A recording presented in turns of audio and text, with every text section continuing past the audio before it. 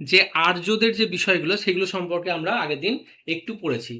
মানে আমি জাস্ট শুরু করেছিলাম আর্যদের যে পরবর্তী বৈদিক সভ্যতা, ঠিক আছে, তারপর ঋগ বৈদিক সভ্যতা, সেইগুলো নিয়ে আমরা একটু শুরু করেছিলাম।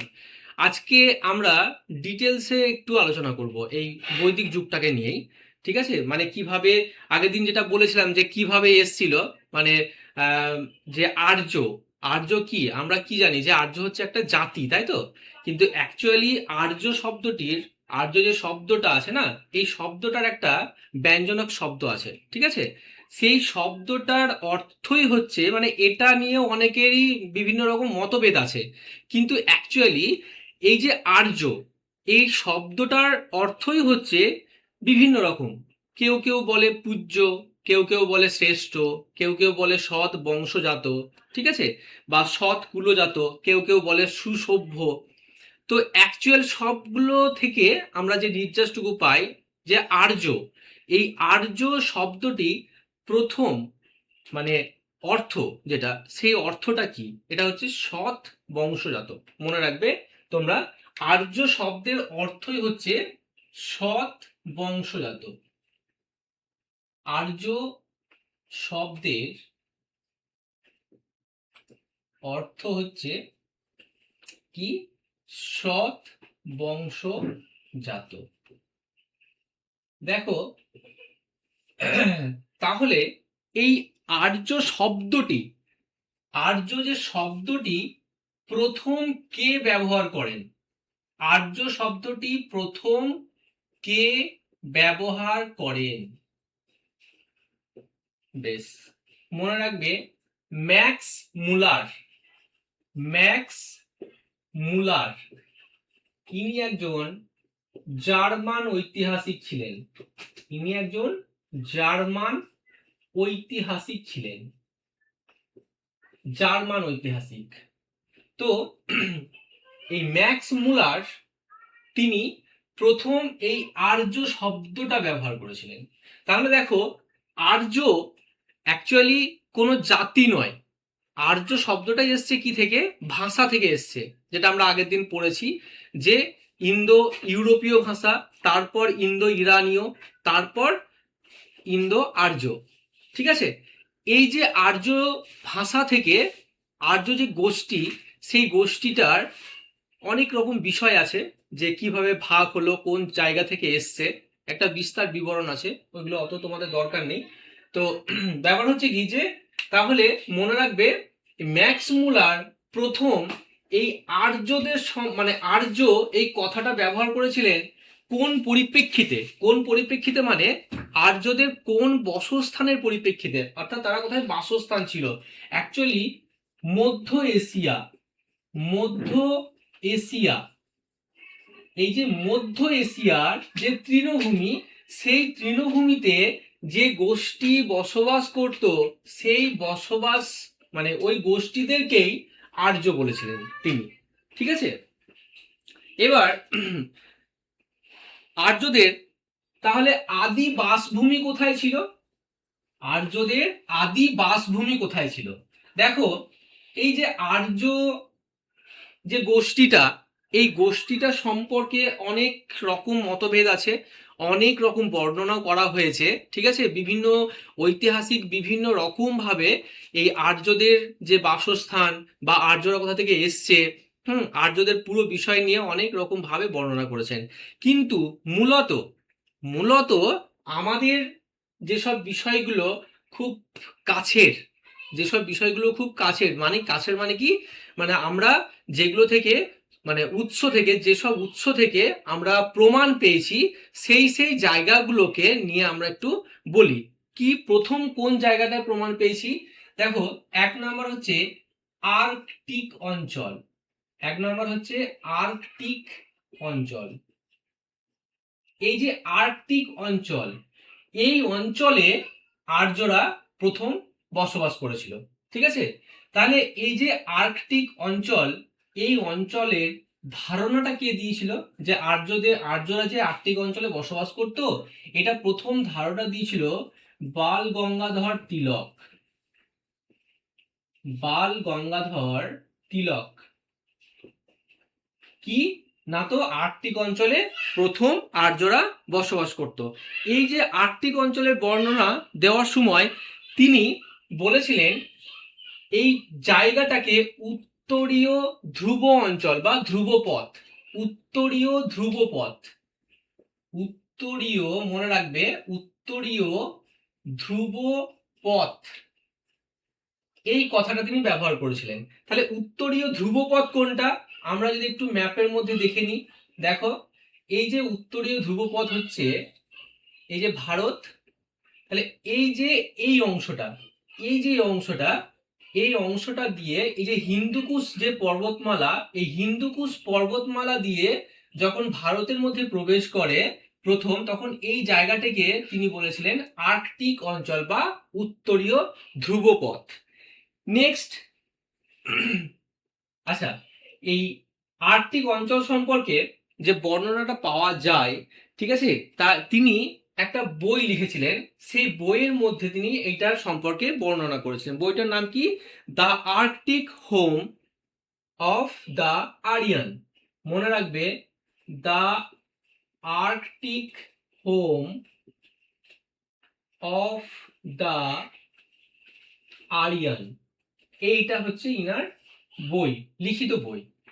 তো এই যে বইটাতে তিনি কিন্তু আর্যদের যে আসার জায়গা, অর্থাৎ আর্যরা যে ঢুকেছিল এবং তাদের সম্পর্কে যে বর্ণনা করেছিলেন না, এই বইটাতে কিন্তু তিনি বর্ণনা করেছিলেন। বেশ, এরপর আর একজন জার্মান ঐতিহাসিক ছিলেন, তিনি হচ্ছেন পিউকা। পিউকা ইনি আবার বলেছিলেন কি না তো আর্যদের যে বাসস্থান সেটা হচ্ছে কোথায়? জার্মান, জার্মান অঞ্চলে মানে আর্যরা বসবাস করত।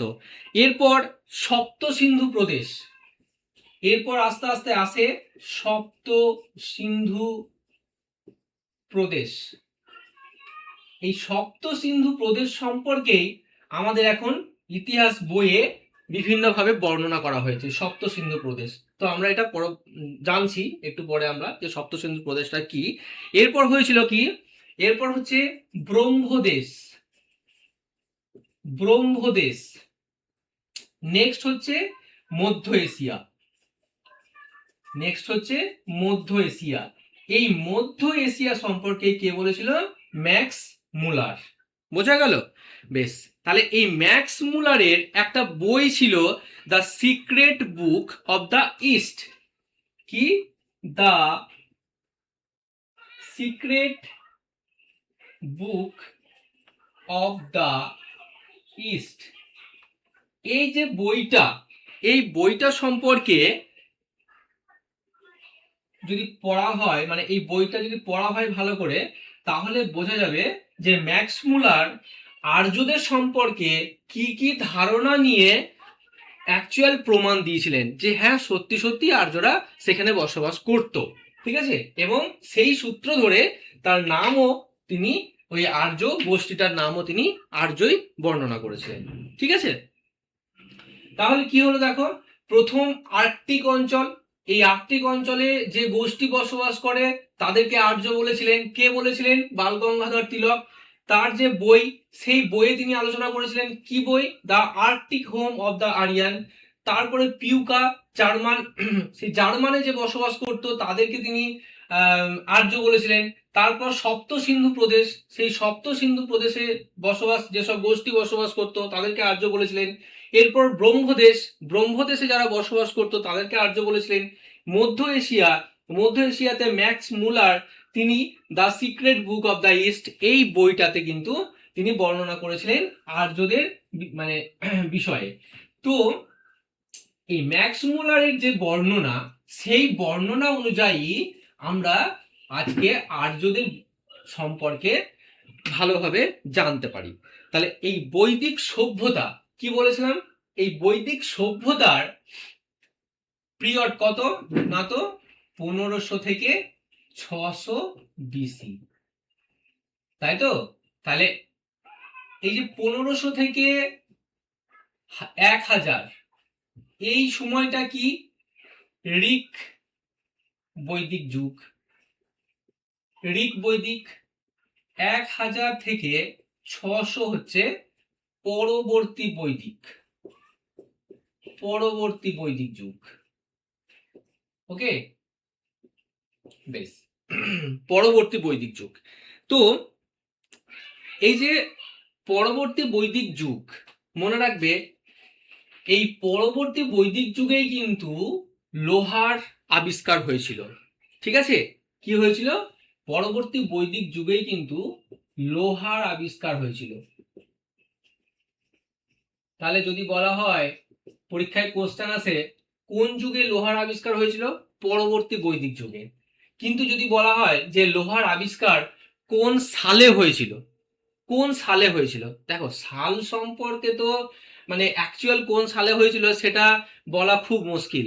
ঠিক আছে, তাহলে অপশনে যদি আমাদের দেখতে হবে কি যে এই 1000 থেকে 600 এর মাঝে যে সময়টা, সেই সময়টা কিন্তু আমাদেরকে ধরতে হবে। ঠিক আছে, আবার 1000 ধরলেও হবে না, 600 ধরলেও হবে না, এই 1000 থেকে 600 এর মাঝের যে সময়টা, সেই সময়টাতে কিন্তু লোহার আবিষ্কার হয়েছিল। এটা কিন্তু মনে রাখবে। ঠিক আছে, বেশ। তাহলে দেখো এই যে এই যে দুটো যুগ, এক ঋক বৈদিক যুগ আর একটা হচ্ছে পরবর্তী বৈদিক যুগ, এই দুটো যুগ সম্পর্কে আমাদের যে তথ্য পাই, দেখো হিস্ট্রি মানে কি, হিস্ট্রি মানে তো বিভিন্ন জায়গা থেকে সোর্স, যেখান থেকে আমরা পাচ্ছি পুরনো বিষয়, পুরনো যুগের যেসব জিনিসগুলো আমাদেরকে জানতে গেলে কি করতে হবে, দুটো জায়গা থেকে জানার উৎস আছে, এক প্রত্নতাত্ত্বিক আর এক সাহিত্যিক। তাই তো, এক হচ্ছে প্রত্নতাত্ত্বিক উপাদান আর এক হচ্ছে সাহিত্যিক উপাদান। তাহলে ইতিহাসের যে বিষয়গুলো আমরা জানতে পারি তার জন্য দুটো উপাদান হচ্ছে মেন। তাহলে 1 নম্বর উপাদান কি, মনে রাখবে প্রত্নতাত্ত্বিক। তাহলে প্রত্নতাত্ত্বিক কোনগুলো, প্রত্নতাত্ত্বিক হচ্ছে মাটি খুঁড়ে যেগুলো পাওয়া যায়। আর 2 নম্বর হচ্ছে সাহিত্যিক। সাহিত্যিক কোনগুলো, যেগুলো সম্পর্কে বিভিন্ন ঐতিহাসিকগণ যারা লিখেছেন, ঠিক আছে, তাদের যে বিষয় সেইগুলো থেকে আমরা কিন্তু জানতে পারি। বেশ, এই দুটি যুগ, এই দুটি থেকে আমরা ঐতিহাসিক তথ্য পাওয়া যায়। এবার আর্যদের সম্পর্কে, আর্যদের সম্পর্কে জানা যায় কোন লিপি থেকে? এই এতক্ষণ তো আমরা আর্যর যে বিষয়টা পড়লাম, কিন্তু আর্যদের সম্পর্কে লিপি, কোন লিপি, কোন লিপি থেকে আমরা আর্যদের সম্পর্কে জানতে পারি, কোন লিপি থেকে আমরা আর্যদের সম্পর্কে জানতে পারি? তাহলে মনে রাখবে যে এই লিপিটা হচ্ছে বোঘোজ, বোঘোজ কই লিপি। কি লিপি? বোঘোজ কই লিপি।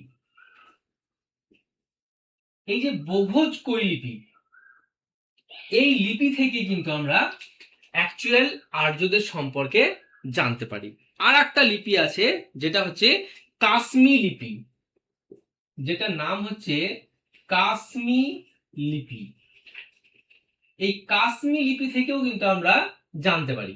ঠিক আছে, তাহলে আর্যদের সম্পর্কে যে আমরা জেনেছি কোন লিপি থেকে, মনে রাখবে লিপিটার নাম হচ্ছে বোঘোজ কই লিপি। তো বিষয় হচ্ছে এই বোঘোজ কই লিপি যেটা, সেই লিপিতে কাদের সম্পর্কে খুব বেশি করে উল্লেখ পাওয়া যায়? অ্যাকচুয়ালি দেবতা সম্পর্কে উল্লেখ পাওয়া যায়। কোন কোন দেবতা? ইন্দ্র, মিত্র, অরুণ। মনে রাখবে ইন্দ্র, মিত্র, অরুণ আর হচ্ছে নাসাও। ইন্দ্র, মিত্র, অরুণ আর হচ্ছে নাসাও। এই যে 4টে দেবতা দেখছো, এইগুলো হচ্ছে দেবতা।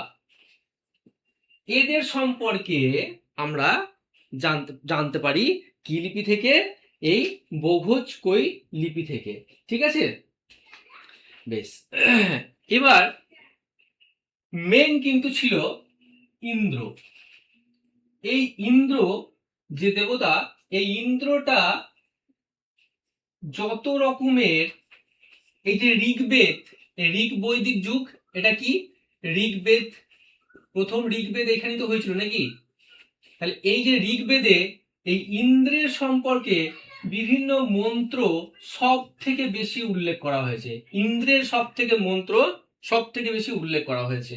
এছাড়াও মিত্র, অরুণ এবং নাসাও, এই যে দেবতা, এই দেবতাগুলো সম্পর্কেও কিন্তু জানা গেছে।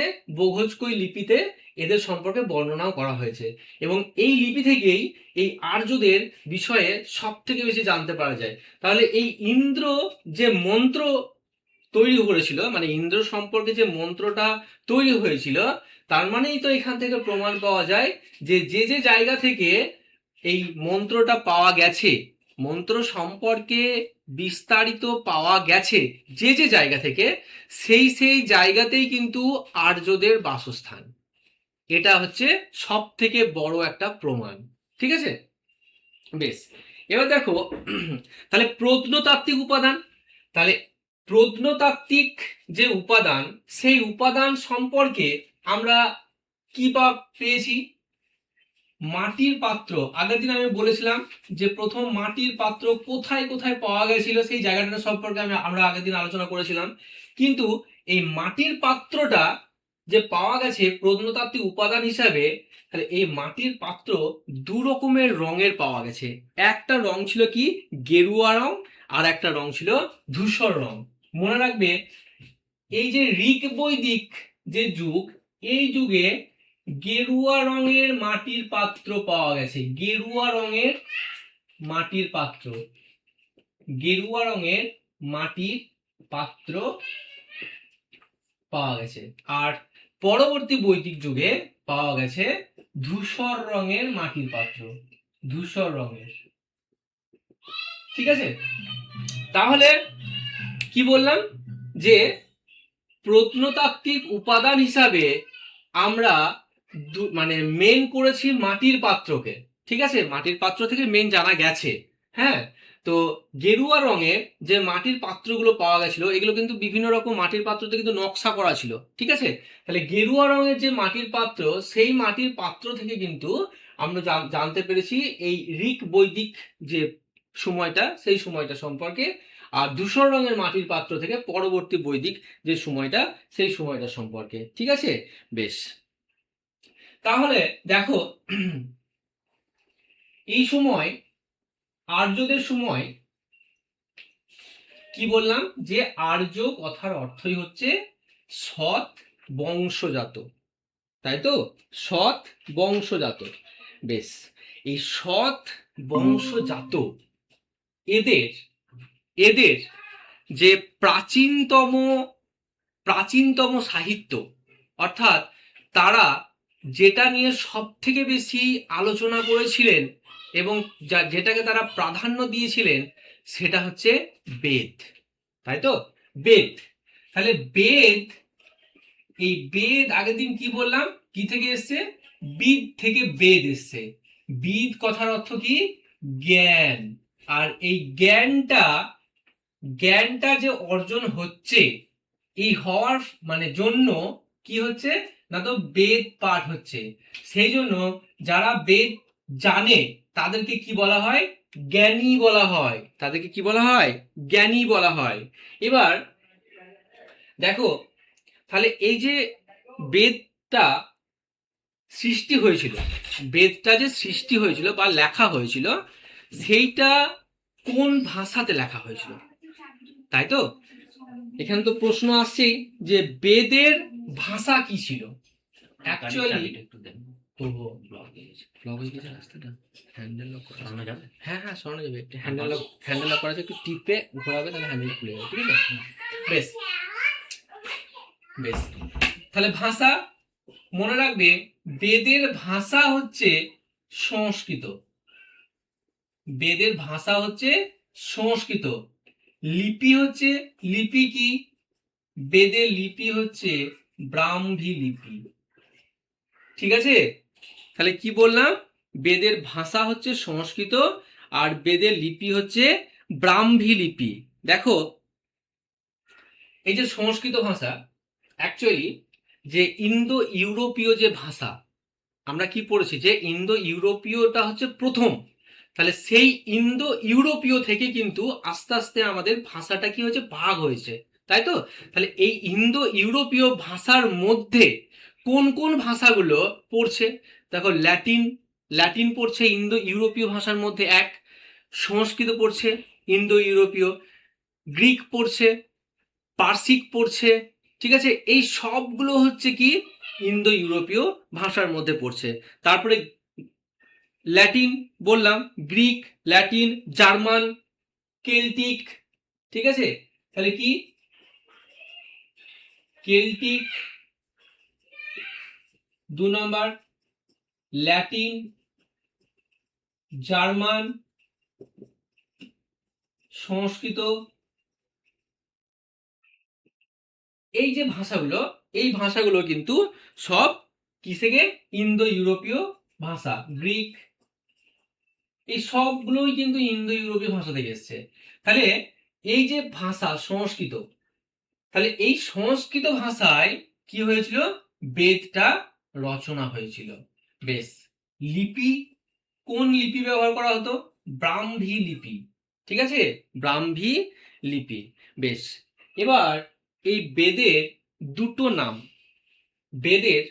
বেদকে দুটো নামে বলা হতো। কি? এক হচ্ছে স্মৃতি আর এক হচ্ছে শ্রুতি। এক হচ্ছে শ্রুতি, এক হচ্ছে স্মৃতি। তাহলে স্মৃতি কি আর শ্রুতি কি? শ্রুতি হচ্ছে যেটা আগে বেদকে কি হতো? শুনে শুনে মুখস্থ করতে হতো, সেই জন্য এটাকে বলা হতো শ্রুতি। এবার শুনে শুনে মুখস্থ করে এটাকে স্মৃতিতে রাখা হতো, সেই জন্য এটাকে বলা হতো স্মৃতি। ঠিক আছে? তাহলে বেদের দুটি নাম মনে রাখবে, শ্রুতি আর স্মৃতি। বেশ। এবার তাহলে ভাষাটা সংস্কৃত ছিল, লিপিটা ছিল ব্রাহ্মী, কিন্তু আমরা যদি বেদকে পড়তে যাই তাহলে আমরা কোন ভাষায় পড়ব? এই যে আমাদের যে পড়া বা আমরা যে বেদ জানবো, এই জানার জন্য বেদকে সংকলন করা হয়েছিল। ঠিক আছে? কি করা হয়েছিল? না তো সংকলন করা হয়েছিল। তাহলে এই সংকলন কে করেছিলেন? মনে রাখবে, কৃষ্ণ দ্বৈপায়ন। কৃষ্ণ দ্বৈপায়ন। কৃষ্ণ দ্বৈপায়ন কি করেছিল? বেদের সংকলন করেছিল, যার জন্যই আজকে আমরা বেদটাকে পড়তে পারি। এই বেদ সম্পর্কে আমাদের পড়ার ক্ষমতা হয়েছে। ঠিক আছে? কৃষ্ণ দ্বৈপায়ন, একে আবার কি বলা হতো? বেদব্যাস। বেদব্যাসও বলা হতো। ঠিক আছে? কৃষ্ণ দ্বৈপায়নকে বেদব্যাসও বলা হতো। মনে রাখবে কি বললাম? ইনাকে বলা হতো বেদব্যাস। তাহলে বেদের ভাষা কি হলো? সংস্কৃত। লিপি কি হলো? ব্রাহ্মী। বেদের সংকলন কে করেছিলেন? কৃষ্ণ দ্বৈপায়ন, যাকে বেদব্যাস নামেও বলা হতো। বেশ। এবার নেক্সট, এই যে বেদের মধ্যে সব থেকে প্রাচীনতম যে বেদ, সব থেকে প্রাচীনতম, ঠিক আছে, সেই বেদটার নাম কি? এই যার থেকেই এই যুগটা সৃষ্টি হয়েছিল সেটা হচ্ছে ঋগ্বেদ। কি বেদ? ঋগ্বেদ। বেশ। এই যে ঋগ্বেদ, এইটা ঋগ্বেদ সম্পর্কে কি বলা হয়েছে? এর শ্লোক কটা ছিল? 1028টি শ্লোক ছিল। আর 10টি, এই শ্লোকগুলোকে 10টি মণ্ডলে ভাগ করা হয়েছিল। এই শ্লোকগুলোকে 10টি মণ্ডলে ভাগ করা হয়েছিল। মনে রাখবে, ঋগ্বেদের শ্লোক ছিল কটা? 1028টি। মণ্ডল ছিল কটা? 10টি। বেশ। এবার তাহলে 1 থেকে 1, 2, 3, 4, 5, 6, 7, 8, 9, 10, এই যে 10টা বেদ, মানে 10টা মণ্ডল। ঠিক আছে? এই যে 10টা যে মণ্ডল, তাহলে প্রথম আমরা কি বলবো? যে প্রথম হয়েছে হয়েছে বেশ। কি 1 নম্বর মণ্ডলটা নিশ্চয়ই প্রথম লেখা হবে, এটাই তো আমাদের হিসাব। কিন্তু না, প্রথম লেখা হয়েছিল এই 2 নম্বর মণ্ডলটা। মনে রাখবে, 2 নং মণ্ডল প্রথম লেখা হয়েছিল। জল আছে গো?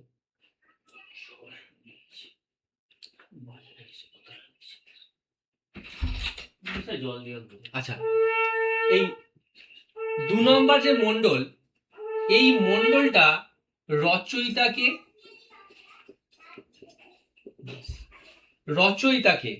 রচয়িতা হচ্ছে গ্রহক স্মক। কি? গ্রহক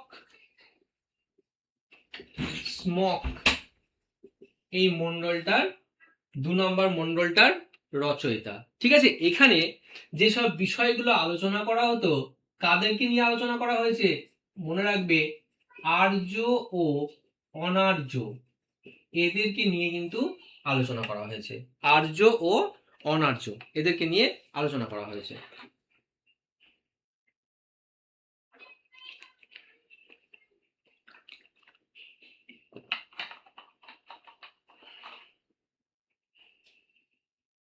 বেশ, এরপর 3 নম্বর মণ্ডল।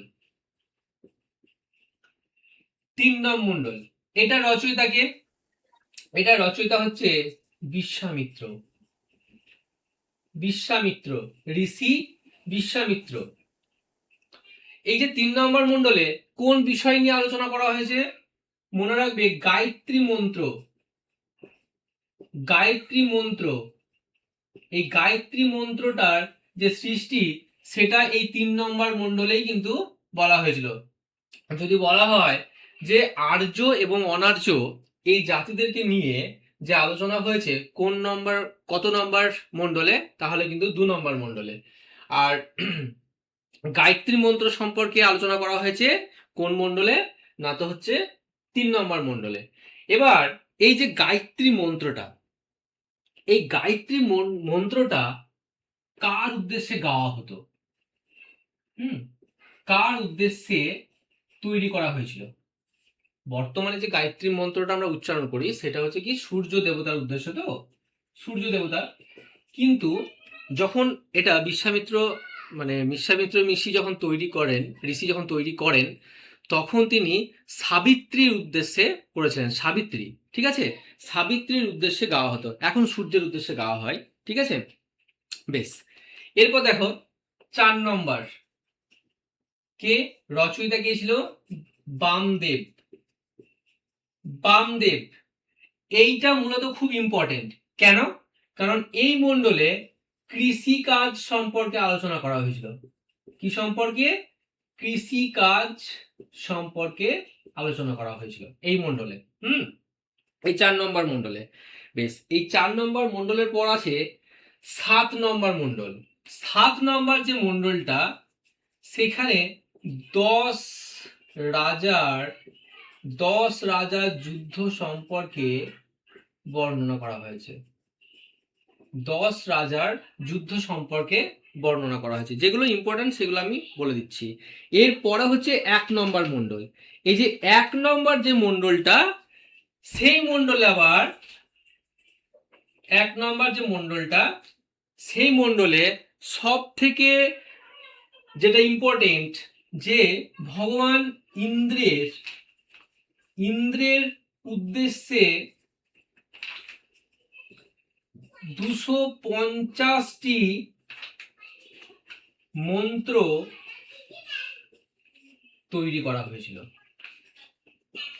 মনে রাখবে, 1 নম্বর মণ্ডলে ভগবান ইন্দ্রের উদ্দেশ্যে 250টি মন্ত্র তৈরি করা হয়েছিল। এরপর লাস্ট যেটা 10 নম্বর মণ্ডল, এই 10 নম্বর মণ্ডলে আবার কি হয়েছে, এখানে নদী সূত্র। মনে রাখবে, নদী সূত্র ও পুরুষূত্র। নদী সূত্র ও পুরুষূত্র সম্পর্কে বর্ণনা করা হয়েছে। তাহলে সূত্র মানে কি? সূত্র মানে হচ্ছে উদ্ভব। সূত্র মানে হচ্ছে উদ্ভব। তাহলে পুরুষূত্র মানে কি? মানে মানুষের উদ্ভব। মানুষের উদ্ভব। এই যে 10 নম্বর যে মণ্ডলটা, এখানে পুরুষত্ব অর্থাৎ মানুষের কিভাবে উদ্ভব হয়েছে সেই সম্পর্কে বর্ণনা করা হয়েছে। আর নদী সূত্র মানে হচ্ছে নদীর উদ্ভব, অর্থাৎ নদী, কতগুলো নদী সম্পর্কে বর্ণনা করা হয়েছে সেই সম্পর্কে কিন্তু এই মণ্ডলে বলা হয়েছে। তাহলে ঋগ্বেদের সময় কতগুলো নদীর কথা উল্লেখ করা ছিল? 25টি। কতগুলি? 25টি।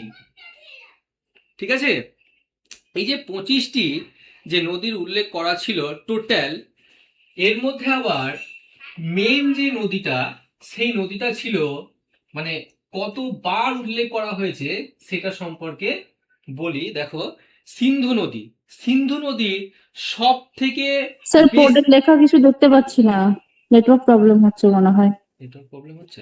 বাকিরা দেখতে পাচ্ছেন? বাকিরা দেখা যাচ্ছে? আচ্ছা আসছে, আচ্ছা ওই নেটওয়ার্কের সমস্যা হবে হয়তো। নেটওয়ার্কের সমস্যা বোঝা হবে। যাচ্ছে ঠিক, মানে স্যার বোঝাচ্ছেন ওটা বুঝতে পারছি। হ্যাঁ, ওটা একটু কন্টিনিউ, কারণ এটা সমস্যা নেটওয়ার্ক কিছু করার নাই। বেশ, Continue দেখো করুন। তাহলে মনে রাখবে যে একটা সব- ম্যাম ভিডিও অন করে রেখেছেন, একটু অফ করে দিন। আচ্ছা, ও, ব্যাস, করে দিন, করে দিন। দেখো, সব থেকে বেশি, সব থেকে বেশিবার কোন নদীর কথা উল্লেখ করা হয়েছিল? মনে রাখবে, সিন্ধু নদী, সিন্ধু নদী। নেক্সট যে নদীটার উল্লেখ করা হয়েছিল সেটার নাম হচ্ছে সরস্বতী নদী। এই যে সরস্বতী নদীকে সব থেকে পবিত্র নদী হিসাবে, সব থেকে পবিত্র নদী বলা হতো। ঠিক আছে, সরস্বতী নদীকে সব থেকে পবিত্র নদী সেই সময় উল্লেখ করা হতো, অর্থাৎ নদীদের, নদীদের মাতা বলা হতো। এটা কিন্তু মনে রাখবে, নদীদের মাতা বলা হতো। কোন নদীকে? সরস্বতী নদীকে। এবার গঙ্গা নদীর কথা কবার উল্লেখ ছিল? গঙ্গা নদীর কথা কিন্তু মনে রাখবে একবারের বেশি উল্লেখ হয়নি, একদম একবার, একবারের বেশি উল্লেখ হয়নি। নেক্সট, যমুনা নদীর কথা, যমুনা নদীর কথা মনে রাখবে 3বার উল্লেখ করা হয়েছিল যমুনা নদীর কথা। ঠিক আছে, তাহলে সেই সময় সব থেকে বেশি বার উল্লেখ করা হয়েছিল কোন নদীর কথা? মনে রাখবে, সিন্ধু নদীর কথা। এবং সব থেকে পবিত্র নদী বলা হতো কোন নদীকে? সরস্বতী নদীকে। তাহলে আর্য সভ্যতায় গঙ্গা নদীর কথা কবার উল্লেখ করা হয়েছিল? একবার। যমুনা নদীর কথা কবার উল্লেখ করা হয়েছিল? 3বার। ঠিক আছে, বেশ। এবার এই যে আমরা সপ্ত সিন্ধু বলি না, এই যে সিন্ধু নদীর পরিপ্রেক্ষিতে কি বলি? যে সপ্ত সিন্ধু অঞ্চল, তাই তো? তাহলে সপ্ত সিন্ধুতে 7টা নদী কি কি ছিল? সপ্ত সিন্ধুতে 7টা নদী কি কি ছিল? দেখো, 1 নম্বর হচ্ছে সিন্ধু, 1 নম্বর নদী ছিল সিন্ধু। 2 নম্বর নদী ছিল বিতস্তা।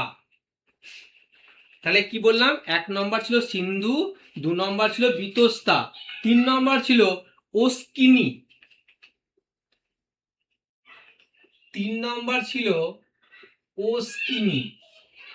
তাহলে 1 নম্বর সিন্ধু, 2 নম্বর বিতস্তা, 3 নম্বর অস্কিনি, 4 নম্বর হচ্ছে পুরুশিলা,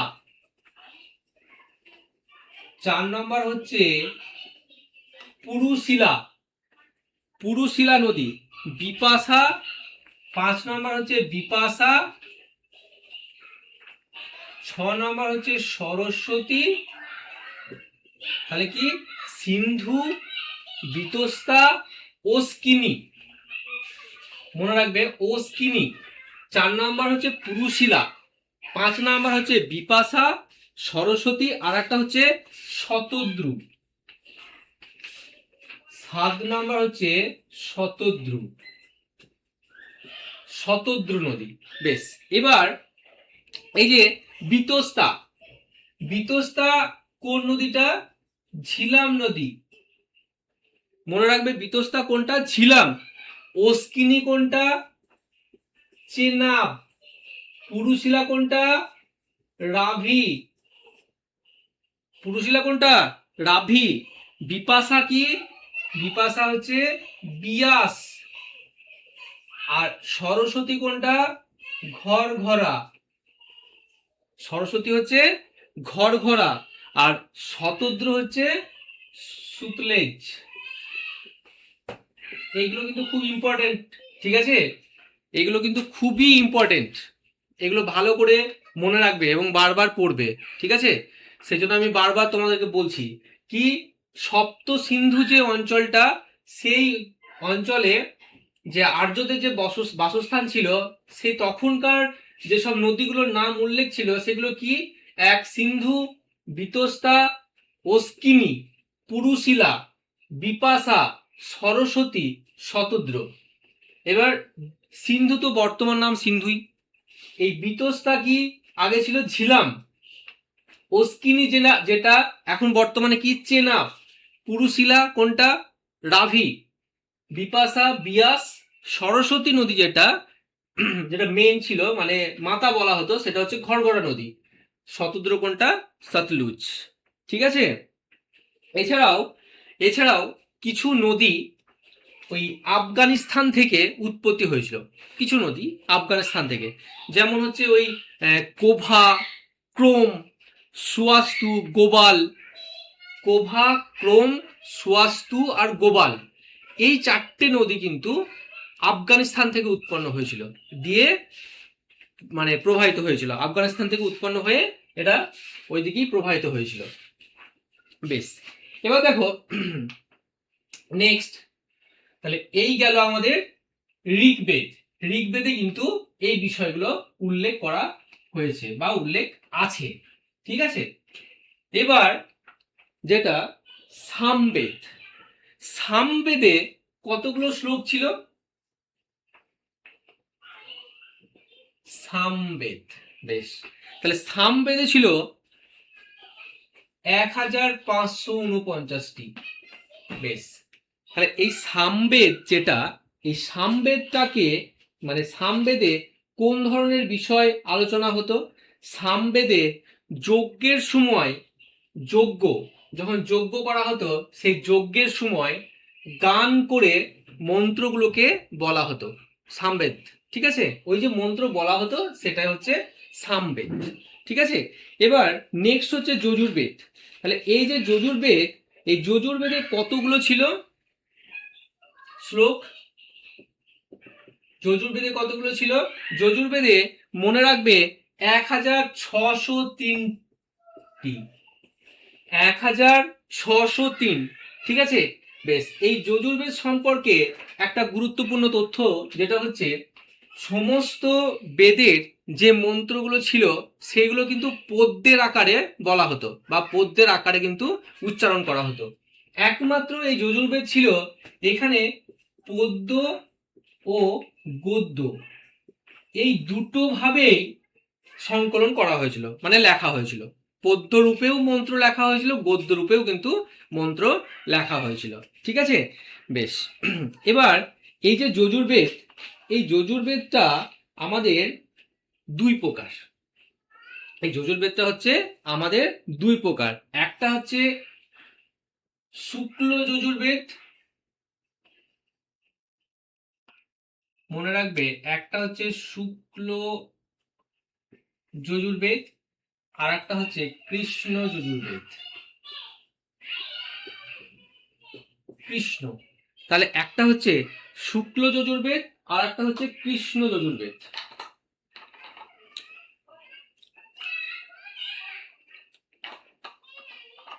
এবার অ্যাকচুয়ালি এই যে সাম, ঋক, সাম, যজু, অথর্ব, এগুলো যে আমরা বললাম, এই জিনিসগুলো যে বললাম, এইটা পুরোটাকে বলা হতো, এগুলো সংহিতার অংশ, সেই জন্য বলা হতো ঋক সংহিতা, সাম সংহিতা, যজু সংহিতা, ঠিক আছে? তো এই যে শুক্ল যজুর্বেদ যেটা, সেটা হচ্ছে পাওয়া যায়, শুক্ল যজুর্বেদ সম্পর্কে জানতে পারা যায় একটা সংহিতা মধ্যে, সেটার নাম হচ্ছে বাজসনীয়, বাজসনেয়ী, বাজসনেয়ী, মনে রাখবে বাৎস নেই, ঠিক আছে? বেশ, বাৎস নেই যে সংহিতা, এই সংহিতায় কিন্তু এই শুক্ল যজুর্বেদ সম্পর্কে বিশদে বর্ণনা করা হয়েছে। এছাড়াও এই কৃষ্ণ যজুর্বেদ যেটা, এই কৃষ্ণ যজুর্বেদ সম্পর্কে বর্ণনা যে করা হয়েছিল সেটা হচ্ছে 4টি সংহিতা বের করেছিল। কৃষ্ণ যজুর্বেদকে আলোচনা করার সময় 4টি সংহিতায় এই কৃষ্ণ যজুর্বেদ সম্পর্কে আলোচনা করা হয়েছিল। কি কি না, তো 4টি সংহিতা হচ্ছে কাঠক, 1 নম্বর হচ্ছে কাঠক। আচ্ছা, তোমরা যদি এগুলো লিখে নাও ভালো হয়, ঠিক আছে? কাঠক, 2 নম্বর হচ্ছে কপিস্থল। তাহলে কি কি বললাম? কাঠক, 2 নম্বর হচ্ছে কপিস্থল, 3 নম্বর হচ্ছে মৈত্রায়নী,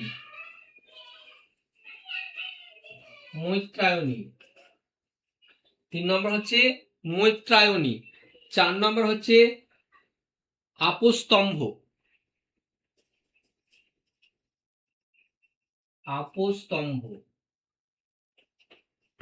এই 4টে সংহিতা, এই 4টে সংহিতায় এই কৃষ্ণ যজুর্বেদ সম্পর্কে বিশদে আলোচনা করা হয়েছে। আর শুক্ল যজুর্বেদ যেটা, সেটা বাৎসনিয়া বলে একটা সংহিতা আছে, সেই সংহিতায় কিন্তু আলোচনা করা হয়েছে। কি বললাম? কাঠক, কপিস্থল, মৈত্রায়নী আর আপস্তম্ভ, এই 4টেতে কিন্তু আলোচনা করা হয়েছে। বেশ,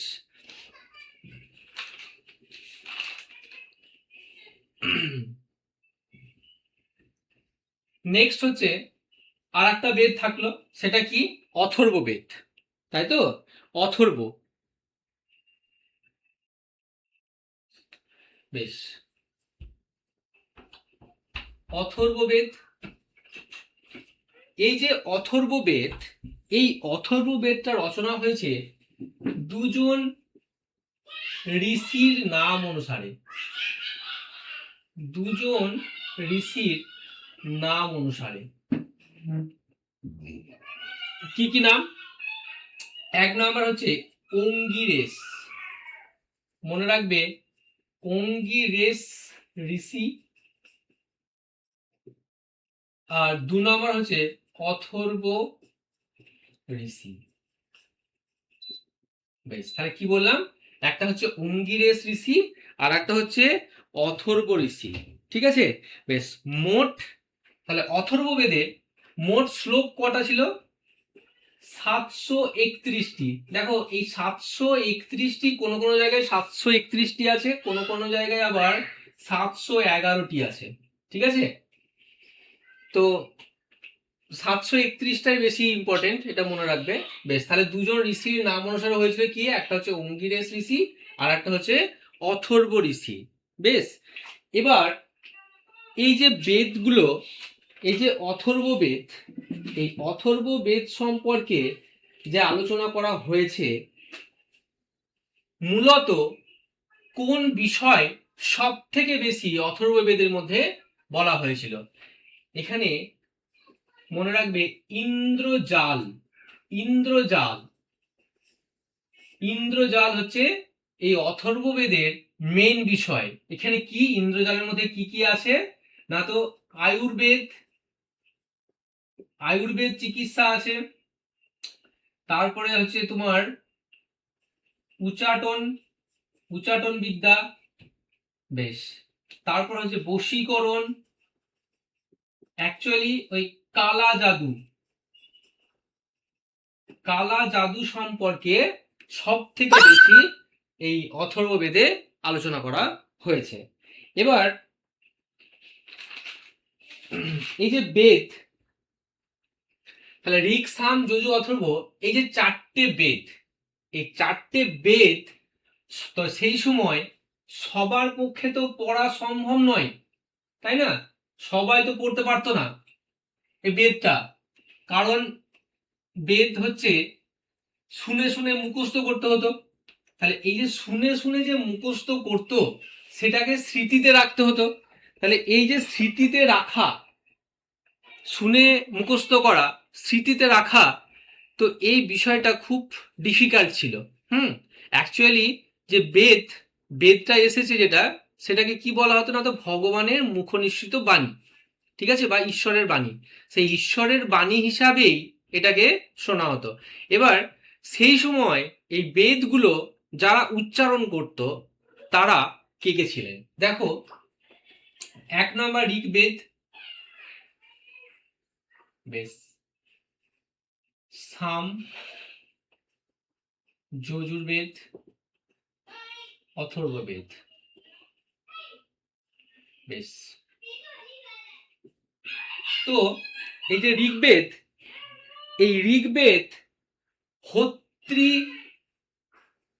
ঋষি, মনে রাখবে কোন ঋষি ঋগ্বেদ সম্পর্কে ভালো উচ্চারণ করতো, মানে উনি ঋগ্বেদ সম্পর্কে সব থেকে বেশি বলতেন বা উনি জানেন, ঠিক আছে, বা পাঠ করতেন, ঠিক আছে। তাহলে ঋগ্বেদ সম্পর্কে পাঠ করতেন কোন ঋষি? হোত্রি ঋষি। বেশ। সামবেদ সম্পর্কে মনে রাখবে উদ্গাতা ঋষি। কোন ঋষি? উদ্গাতা ঋষি, ঠিক আছে। বেশ।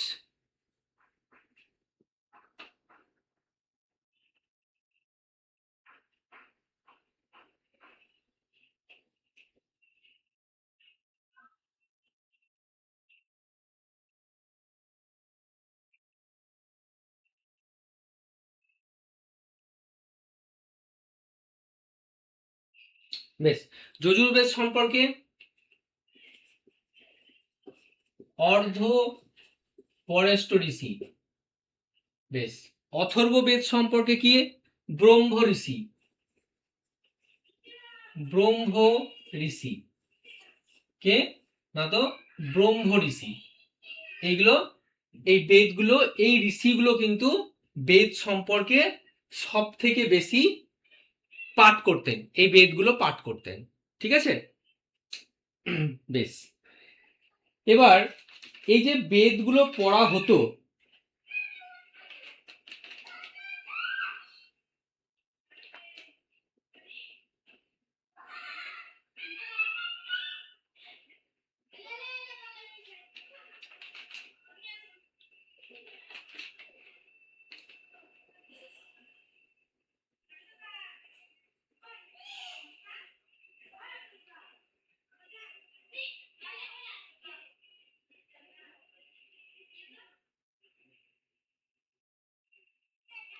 বেশ, দেখো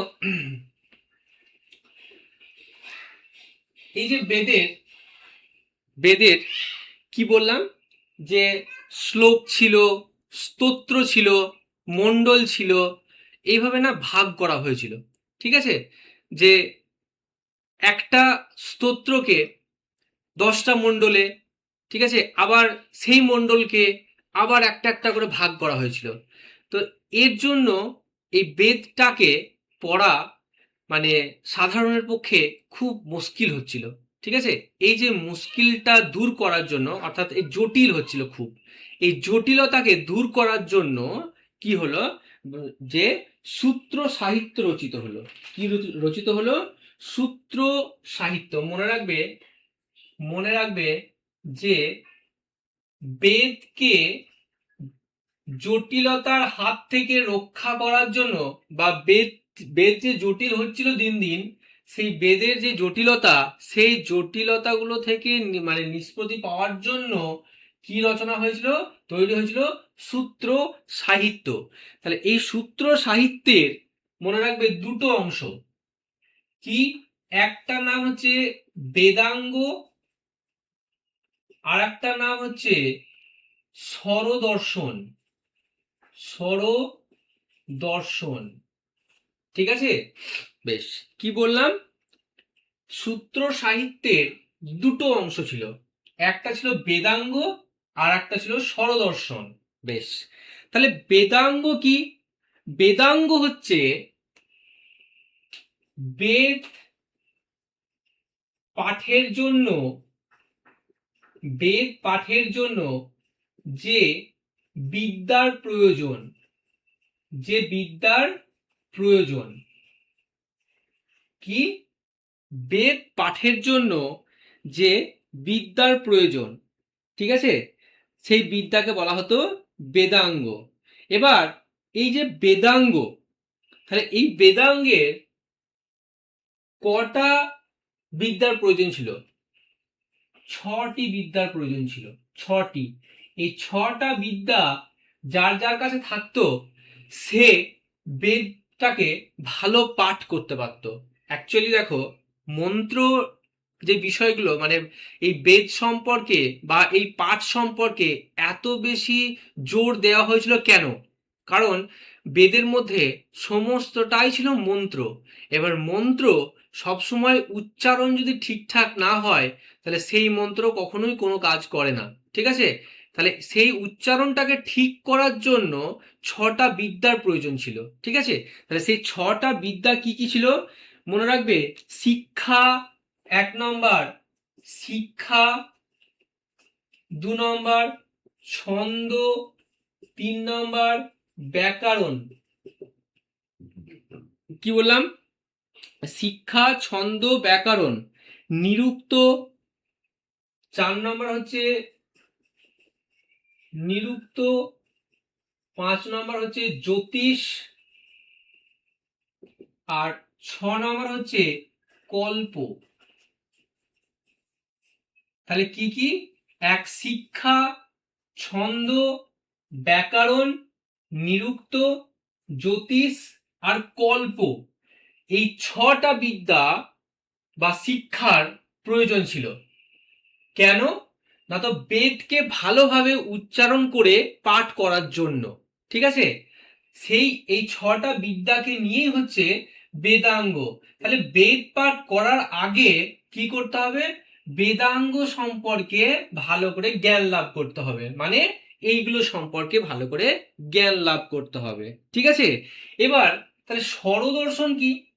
তাহলে স্বরদর্শন হচ্ছে যখনই কারোর মধ্যে এই 6টা বিদ্যা হয়ে গেল তখন সে কি করলো না তো বেদের যে মন্ত্র বা তত্ত্ব ছিল সেই তত্ত্বগুলোকে গভীরভাবে আলোচনা করতে শুরু করলো। কি হলো? গভীরভাবে যে তত্ত্ব আলোচনা হতো সেটা কি ছিল? সেটা ছিল স্বরদর্শন, ঠিক আছে? কি হতো না তো গভীরভাবে আলোচনা হতো, ঠিক আছে? সেটা হচ্ছে স্বরদর্শন। বেশ, এবার তাহলে এই যে বেদ গেল, বেদকে কিভাবে পড়তে হবে সেটা গেল। এবার বিষয় হচ্ছে বেদ পাঠটা কখন করা হতো? কখন করা হতো বেদ পাঠটা? মানে কোন সময় কোন বেদকে ঠিকঠাক ভাবে পড়া হতো? দেখো, এই যে আমরা কি পড়ছি? বৈদিক সাহিত্য পড়ছি, তাই না? আমাদের কি পড়ছিলাম আমরা? বৈদিক সাহিত্য, তাই তো? তাহলে এই সাহিত্য, সাহিত্য কোনটাকে বলি আমরা? সাহিত্য হচ্ছে সংহিতা, ব্রাহ্মণ্য, আরণ্যক আর হচ্ছে উপনিষদ। বেশ, এই যে আমরা ঋক, সাম, যজু, অথর্ব যেগুলো পড়লাম সেগুলো এক একটা কি বললাম? ঋক সংহিতা, যজু সংহিতা, তাই তো? সেরকম ভাবেই সবগুলোর মধ্যেই কিন্তু এই ব্রাহ্মণ্য, আরণ্যক আর উপনিষদ, এই 4টে বিষয় ইনক্লুড আছে। তাহলে এই যে 4টে বিষয় একত্রিত করে কি বলা হতো? সাহিত্য। তাহলে এটা একটা সাহিত্য, আরণ্যক সাহিত্য, সংহিতা সাহিত্য। তাহলে সংহিতায় মূলত কোন কোন বিষয়গুলোকে জোর দেওয়া হয়েছিল? সংহিতাতে স্তুতি গান, মনে রাখবে, স্তুতি গান আর যাগযজ্ঞের যে মন্ত্র, এই মন্ত্রগুলো আর স্তুতি গান সব থেকে বেশি সংহিতায় আলোচনা করা হয়েছিল। বেশ, আর ব্রাহ্মণ্য কি? এটা হচ্ছে এই যে স্তুতি গান করবে, যাগযজ্ঞ করবে, তার জন্য কোন সময়টা ঠিক সেই সম্পর্কে বিধান দেওয়া হতো। ঠিক আছে, তাহলে কি হতো, বিধান দেওয়া হতো কোন সময়তে, মানে কোন সময়ে এই মানে বেদের যে স্তুতি গান এবং যাগযজ্ঞ করার যে মন্ত্র, সেই মন্ত্রগুলো কোন সময় করলে পরে সব থেকে বেশি কার্যকর হবে। আরণ্যক কি, আরণ্যক হচ্ছে সংসার ধর্ম শেষ করার পর, সংসার ধর্ম শেষ করার পরে যখন অরণ্যের মধ্যে আশ্রয় নিয়ে এই বেদের বিষয়কে আরো গভীরভাবে যখন আলোচনা করা হতো, তখন সেটাকে বলা হতো আরণ্যক। ঠিক আছে, আর উপনিষদ কি, উপনিষদ হচ্ছে আরণ্যকের সারাংশ। মনে রাখবে, উপনিষদ হচ্ছে অ্যাকচুয়ালি আরণ্যকের সারাংশ হচ্ছে উপনিষদ। ঠিক আছে, এই সারাংশটাতে আবার সব থেকে বেশি দার্শনিক চিন্তা ভাবনা, দার্শনিক যে চিন্তা ভাবনা, সেই চিন্তা ভাবনাগুলোর উপর বেশ করে কিন্তু এই সারাংশটা লেখা হতো। ঠিক আছে, বেশ।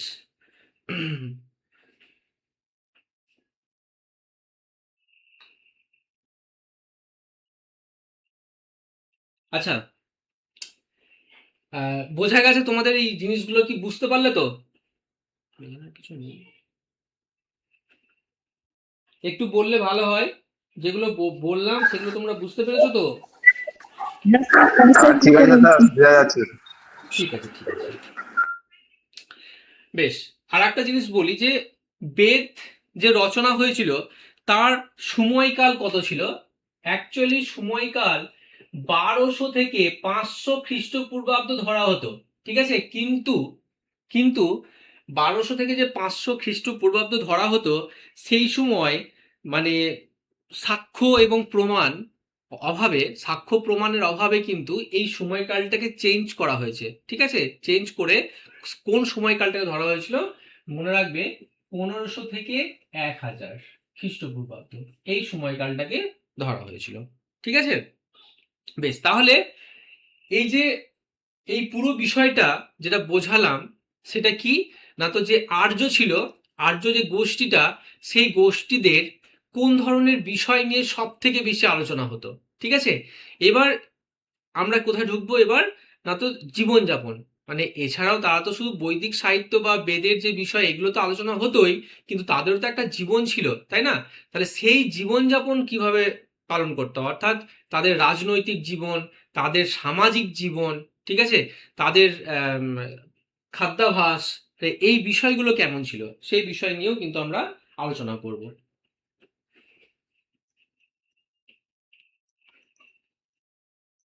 মোটামুটি তোমাদের এখান থেকে এইগুলোই ইম্পর্টেন্ট আছে, এগুলো সম্পর্কে ভালো করে পড়বে। বেশ, স্যার আর ঢুকবো কি?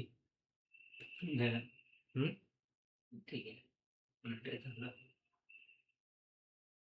কিছু কথা বলবেন তো বলেন, বুঝতে পারছি না বা ঠিকঠাক। হুম। Study materials.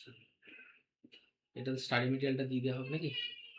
হ্যাঁ, ঠিক আছে, শোনো, তোমরা এই আগের দিন আমরা এই বৈদিক সভ্যতার মানে যে আর্যদের যে কোথা থেকে এসছে, ঠিক আছে, সেই জায়গাটা আমরা সম্পর্কে বুঝেছি, এবং হালকা করে তাদের যে জীবনযাপন সম্পর্কে, মানে তাদের যে পশুপালন, কোন ধরনের পশুপালন করতো, কি ধরনের জীবনযাপন করতো, সেই সব সম্পর্কে আমরা একটু বুঝেছি। তো আজকে বেদ সম্পর্কে আলোচনা করলাম। তো এটা তোমাদেরকে স্টাডি মেটেরিয়াল দিয়ে দেওয়া হবে তোমাদেরকে। এর পরেও যেগুলো থাকবে, ঠিক আছে, সেগুলো সম্পর্কে কিন্তু আমরা মানে পার্ট পার্ট করে একটু আলোচনা করে নেবো। ঠিক আছে, তো আপাতত